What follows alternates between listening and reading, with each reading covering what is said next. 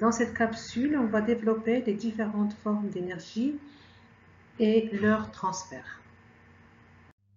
En thermodynamique, l'énergie est définie comme étant la capacité d'un système de fournir un effort en modifiant son état. Donc l'énergie totale d'un système dépend de sa position dans un champ de force, de son mouvement et de sa nature propre. Donc l'énergie totale, c'est l'énergie potentielle plus l'énergie cinétique plus l'énergie interne.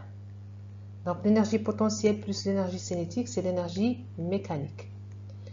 Donc EP, EC et U sont des grandeurs d'état.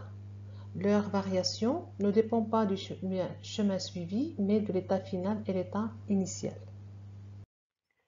Pour voir l'origine de l'énergie interne U, nous allons considérer le cas le plus simple d'un gaz. À l'échelle microscopique, le gaz est constitué de particules qui sont en agitation. Donc, en agitation dans tous les sens. Donc, l'énergie interne, U, est due à l'agitation des particules et aux énergies de cohésion des particules entre elles. Donc, U, c'est la somme des énergies cinétiques et des énergies potentielles des particules.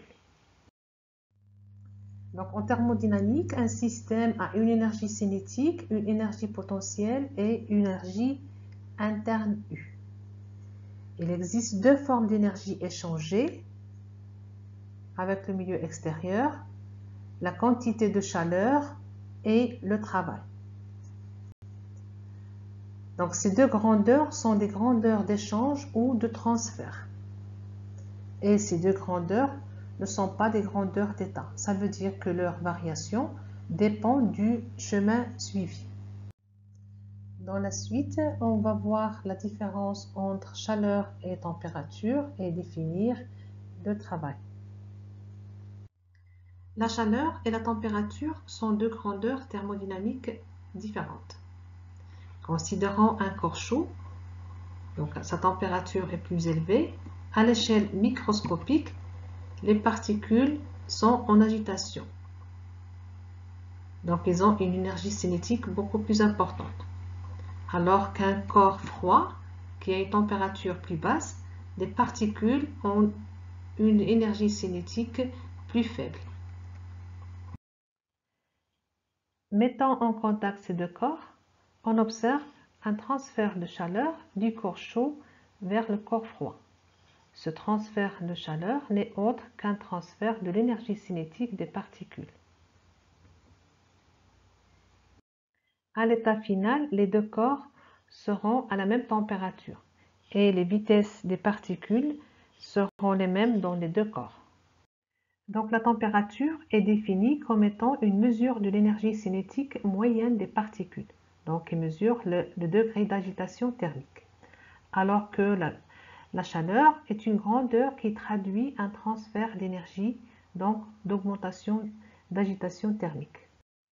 Existe-t-il une relation entre la quantité de chaleur Q et la température?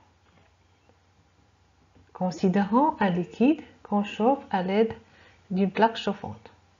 On observe une élévation de la température lorsque le liquide reçoit une quantité de chaleur. On dit que cette chaleur est une chaleur sensible parce que le transfert se traduit par une élévation de température. Cette quantité de chaleur peut être calculée à partir des deux expressions suivantes. Et cette quantité de chaleur dépend de la quantité de matière, de la variation de la température et d'une grandeur qui dépend de la nature du corps à chauffer. Cette grandeur, c'est C. Et C, c'est la capacité thermique ou chaleur spécifique.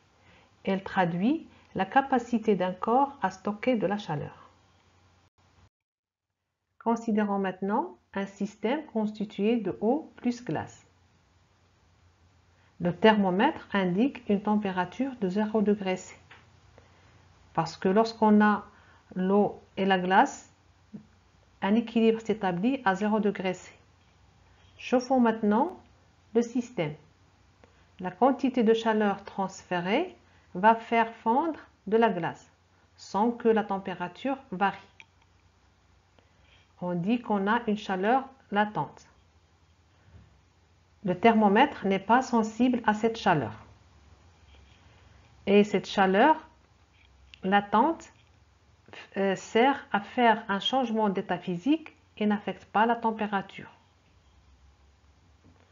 Donc la chaleur latente est définie comme étant la quantité de chaleur reçue par un système et qui entraîne un changement d'état physique sans variation de la température. Les différentes chaleurs latentes pour les transformations entre les états physiques de la matière, du solide en liquide, on a la fusion, dans le sens inverse, on a la solidification. Et du liquide au gaz, on a l'ébullition ou la vaporisation, et dans le sens inverse, on a la liquéfaction. Et lorsque le solide passe à l'état gazeux, on a la sublimation, et en sens inverse, on a la condensation.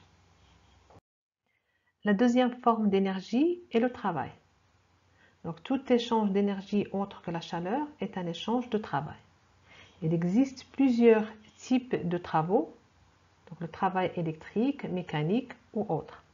Mais on s'intéresse particulièrement en thermochimie au travail des forces de pression, dont l'expression est delta W est égal à moins P dV. Avec P, c'est la pression extérieure qui peut être égale à la pression intérieure si la transformation est réversible, et dV, c'est la variation du volume.